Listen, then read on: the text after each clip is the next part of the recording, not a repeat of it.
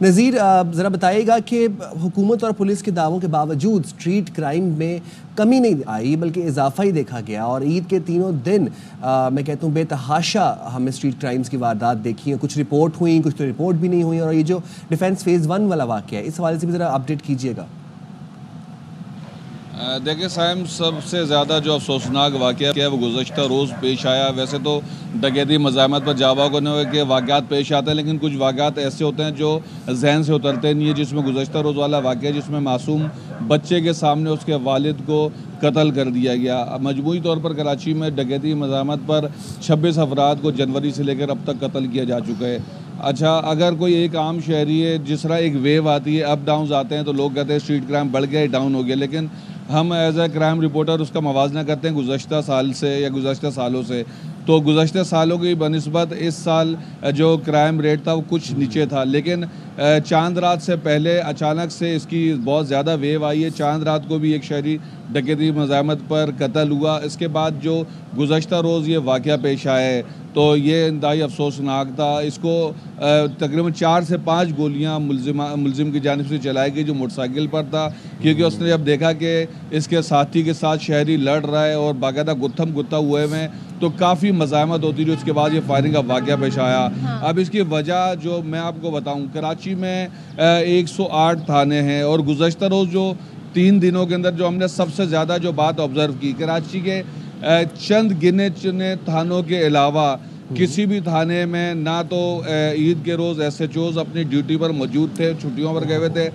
جس تھانے کی نفری 40 تھی یا 50 تھی تو وہاں 15 یا 12 یا 18 اہلکار ڈیوٹی انجام دے رہے تھے۔ آپ یہ سوچیں کہ جس علاقے میں نہ ایس ایچ او تھانے میں موجود ہو، نہ اہلکار موجود ہو، تو یہاں شہری دن دہاڑے جو ہے ان کا قتل ہو رہا تھا، لوٹ مار ہو رہی تھی۔ ہمیں بتایا گیا بڑے فخری انداز سے کہ جی پچھلے سال کی نسبت رمضان میں آپ دیکھیں جی کرائم ریٹ نیچے آ گیا ہے، بٹ اٹ ڈزنٹ مین کہ اگر ایک شخص قتل ہوا ہے تو وہ کوئی بڑی بات نہیں ہے۔ آپ دیکھیں کس طریقے سے اس بچے کا باپ گیا اس کی آنکھوں کے سامنے، ایک شخص کا جانا بھی پولیس کو حرکت میں آنے کے لیے کافی ہے، لیکن پولیس تو ریلیکس کر گئی، اور پولیس ہمیں بتاتی ہے جب ہم عید پہ بھی اپنی ذمہ داری انجام دے رہے ہوتے ہیں، کہاں تھی پولیس، کہاں تھے ڈاکو جب لوٹ مار کر رہے تھے تو ہمارے اہلکار کہاں تھے؟ آپ کہہ رہے ہیں کہ اپنی ڈیوٹیز پر نہیں تھے، ایس ایچ اوز تھانوں میں نہیں تھے، تو یہ کسی نے اس کا نوٹس لینا ہے نذیر؟ بالکل یہ نوٹس لینا چاہیے، اور ہم دیکھتے ہیں کہ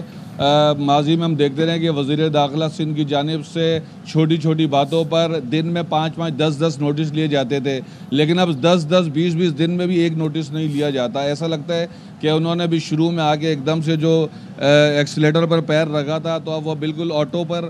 انہوں نے اس سسٹم کو چھوڑ دیا ہے کہ بس چلو خیر ہے، جو ہو رہا تھا وہ ہو رہا تھا۔ ایک شروع میں اپنی اہمیت دکھانے کے لیے کوئی بھی افسر یا جس طریقے سے کرتا ہے تو ہم نے یہی دیکھا تھا کہ پولیس میں خوف بیٹھ گیا تھا کہ اگر ہم سے کوئی غلطی ہو گئی تو کوئی ایسا نہیں ہو کہ ہمیں معطل کر دیا جائے، اور اس کے بعد پولیس نے کافی اچھا کام بھی کرنا شروع کر دیا تھا۔ لیکن اب جا کر جس طرح یہ غفلت بڑھتی جا رہی ہے، خصوصی طور پر جس طرح اب ہم میڈیا کے لوگ ہیں، عید والے دن بھی میں اپنے آفس میں تھا تو ہم سے زیادہ جو ڈیوٹی ہے وہ تو فورسز کی یا پولیس کی ڈیوٹی ہے، جن کا کام ہی شہریوں کے جان و مال کی حفاظت کرنا ہے، تو وہ کیسے چھٹی لے کر جا سکتے ہیں؟ اگر آپ کو چھٹی پر جانا ہے تو آپ کے آلٹرنیٹ کون موجود ہے؟ اگر آپ کی 40 کی نفری آپ کو تھانے میں ملی ہوئی یا 80 کی ملی ہوئی ہے تو ان کی آلٹرنیٹ 80 کے 80 موجود ہونے چاہیے، نہ کہ آپ نے 60 کو چھٹی دے دی اور 20 اہلکار ڈیوٹی انجام دے رہے ہیں۔ تو گزشتہ روز والے واقعے میں اور چاند رات کو جو ہوا ہے اس پر پولیس کو باقاعدہ انکوائری کرنی چاہیے کہ پولیس کو باقاعدہ انکوائری کرنی چاہیے، اس وقت کتنے اہلکار ڈیوٹی پر موجود تھے، کرنے کے لیے۔ اور ہمیں